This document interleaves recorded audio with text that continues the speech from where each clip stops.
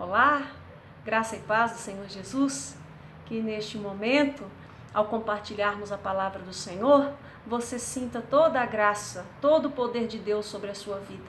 Amém? Hoje eu trago uma meditação e alguns versículos do livro do apóstolo Paulo, da carta do apóstolo Paulo aos Filipenses. E Paulo escreve para os filipenses para agradecê-los, pela solidariedade enquanto ele esteve na prisão, e animá-los a se unirem e se ajudarem mutuamente em Cristo.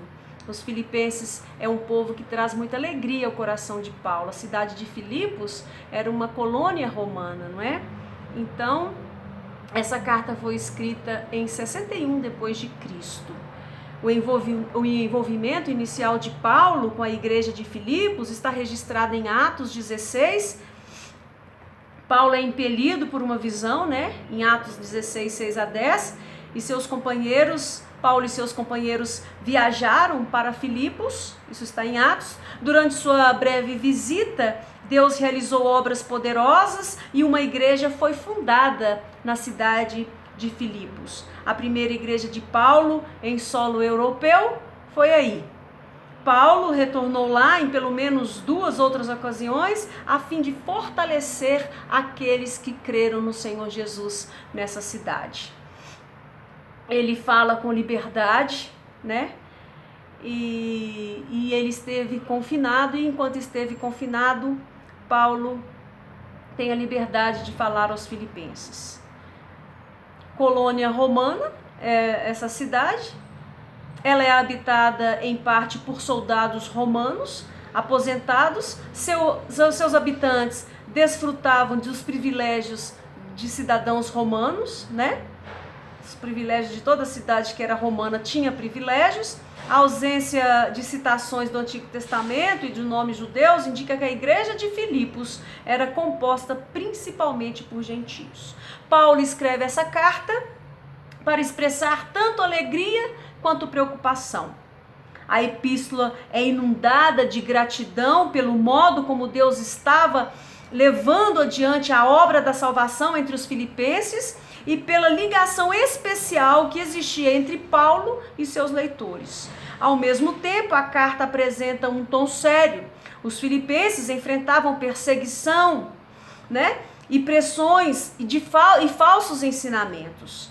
Paulo escreve tanto para expressar sua alegria quanto para dar instruções aos crentes filipenses. Ele enfatiza principalmente alguns tópicos. Por exemplo, em primeiro lugar, a afeição de Paulo pelos leitores, por aqueles que estavam lendo a sua carta, e a disposição deles de sofrer juntamente com ele pela causa de Cristo, que era uma fonte de incentivo para Paulo.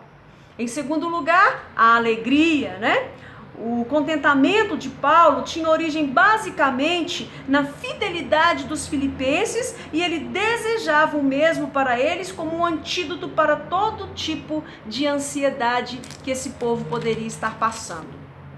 Paulo enfatiza e destaca a importância de nos esforçarmos para alcançar o objetivo da salvação final. Confiante no chamado de Deus, o apóstolo avançava na direção do prêmio celestial, como está lá no capítulo 3. Somente quando os cristãos trabalham é que eles percebem, nos ensina Paulo, que Deus está trabalhando neles. O esforço humano é exatamente a área onde o poder de Deus é manifestado. Esse é o grande objetivo de Paulo nesta carta. Ele estava preso em Roma por causa de Cristo, regozijava-se nas pregações dos seus rivais, desde que Cristo fosse exaltado, e expressou confiança de que Cristo seria honrado tanto se Paulo morresse, quanto se Paulo continuasse a viver. Os filipenses precisavam de um lembrete de como o evangelho tinha de ser passado adiante por meio deles. Deus os havia chamado à unidade em Cristo e para o serviço mútuo.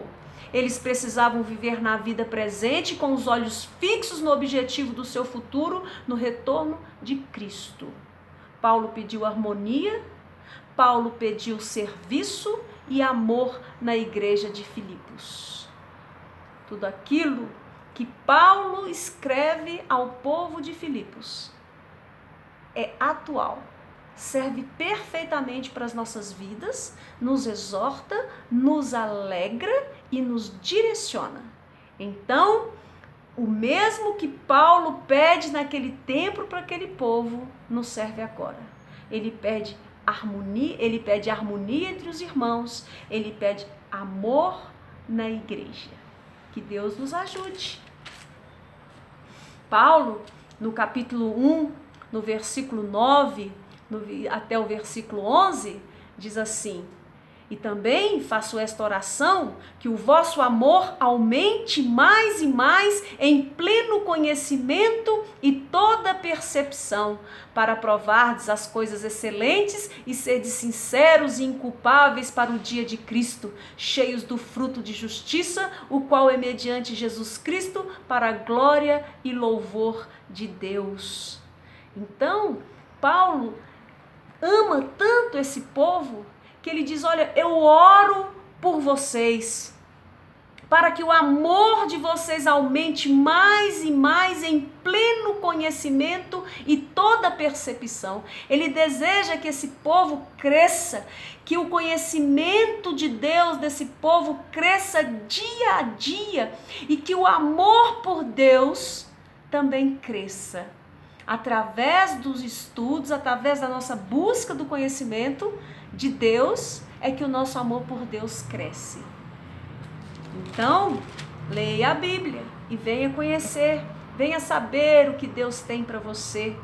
No capítulo 1, no versículo 21, diz assim Paulo: portanto, para mim, o viver é Cristo e o morrer é lucro. Entretanto, se o viver na carne traz fruto para o meu trabalho, já não sei o que hei de escolher. Paulo está tão feliz e Paulo tem certeza de que se ele morrer, ele estará imediatamente com Cristo. Então, se ele vive, o viver dele é Cristo. E se ele morre, é lucro, porque ele estará com Cristo. Então ele já não sabe mais o que quer, mas ele diz em algum lugar: olha, mas vocês precisam de mim, então é melhor que eu fique.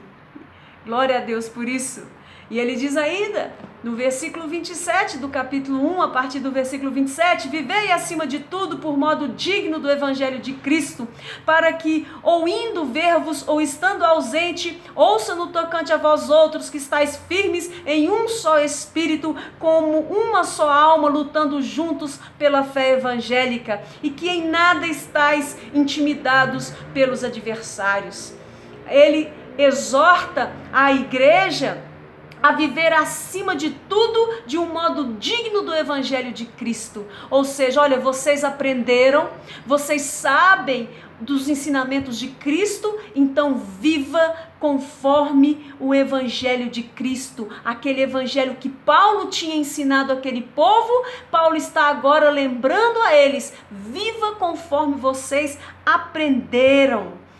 Fiquem firmes em um só espírito, uma só alma, lutando juntos pela fé evangélica. Olha, lutando junto para que vocês sigam os caminhos de Cristo, essa verdade, essa luz. Está sempre exortando os crentes, os irmãos, a estarem juntos, congregando, orando, lutando, uns ajudando os outros. A minha fé aquece a sua fé aquece a minha alegria te contagia, a sua alegria me contagia e me alegra. E ele fala: olha, então fiquem juntos em um só espírito, em uma só alma de fé em Cristo Jesus. No capítulo 2, Paulo continua falando conosco.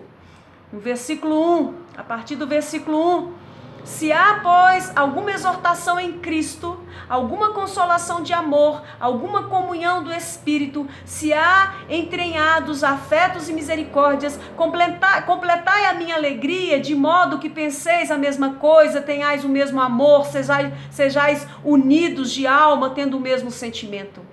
Nada façais por partidarismo ou vanglória, mas por humildade, considerando cada um os outros superiores a si mesmo. Então, veja bem, como a dificuldade daquele povo naquele tempo é a nossa dificuldade hoje.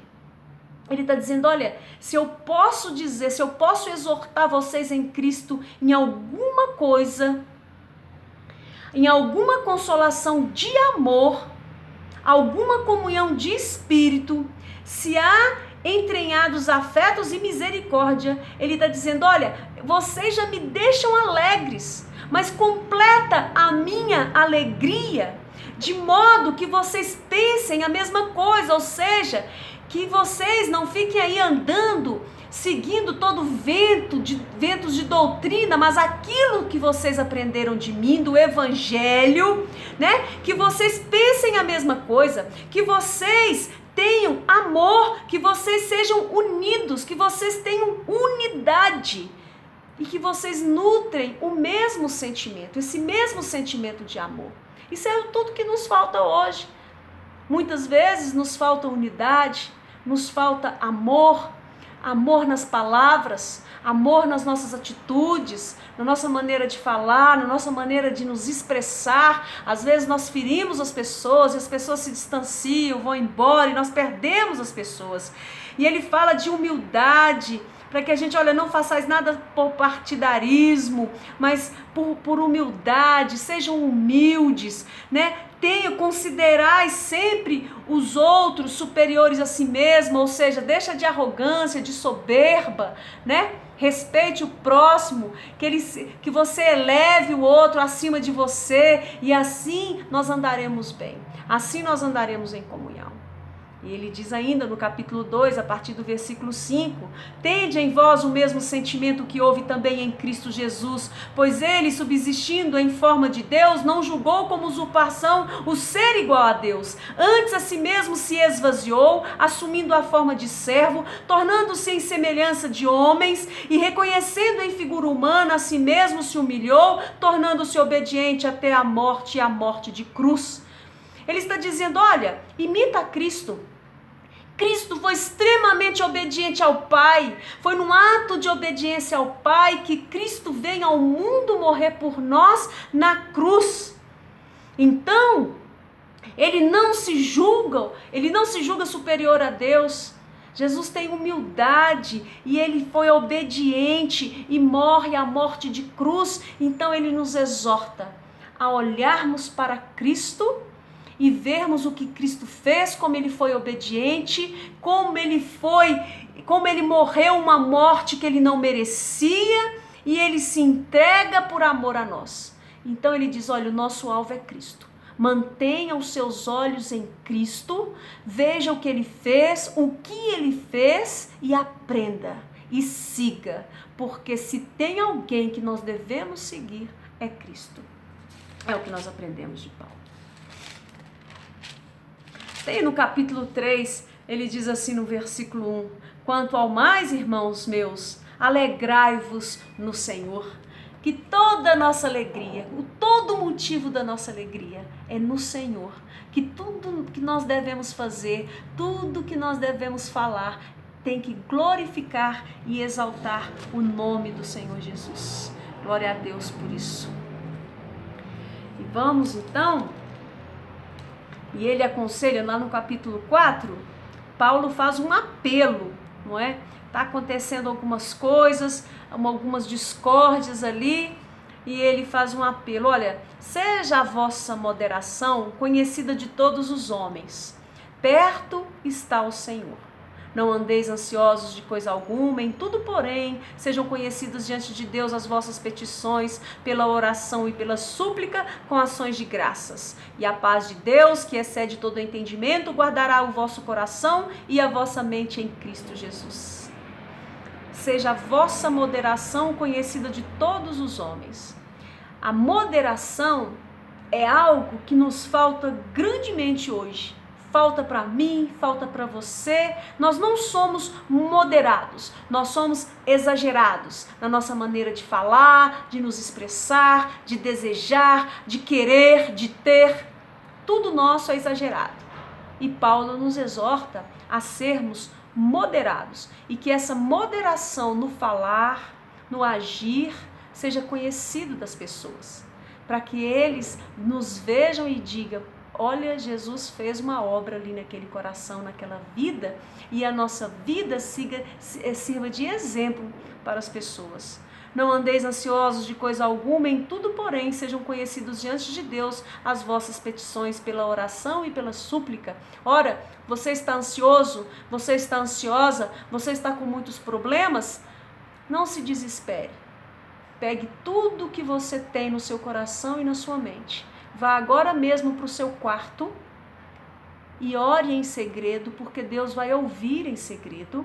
Diga ao Senhor o que você está passando, porque a orientação que nós temos é que nós não devemos ficar ansiosos e nem desesperados. Devemos ir para o nosso quarto, colocar ali os nossos pedidos, as nossas súplicas e pedir a Deus que Ele faça na nossa vida um milagre. E eu creio em milagres. Eu creio que Deus pode fazer alguma coisa maravilhosa na sua vida agora mesmo.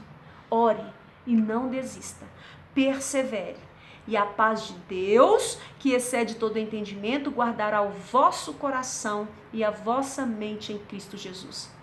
Quando nós oramos, nós entramos em contato direto com Deus. E então Ele guarda o nosso coração e mantém a nossa mente ligada em Cristo. Orar sem cessar. Porque quando nós oramos, nós entramos em contato com o próprio Deus. E Ele nos ouve, Ele nos atende. Quando Ele encerra a sua carta, Ele encerra dizendo assim, no capítulo 4, no versículo 20, ora, o nosso Deus e Pai... Ora, a nosso Deus e Pai, seja a glória pelos séculos dos séculos. Amém. Ao nosso Deus toda honra e toda glória, porque Deus é um Pai fiel que ouve as nossas orações. E acredite, Ele quer ouvir você.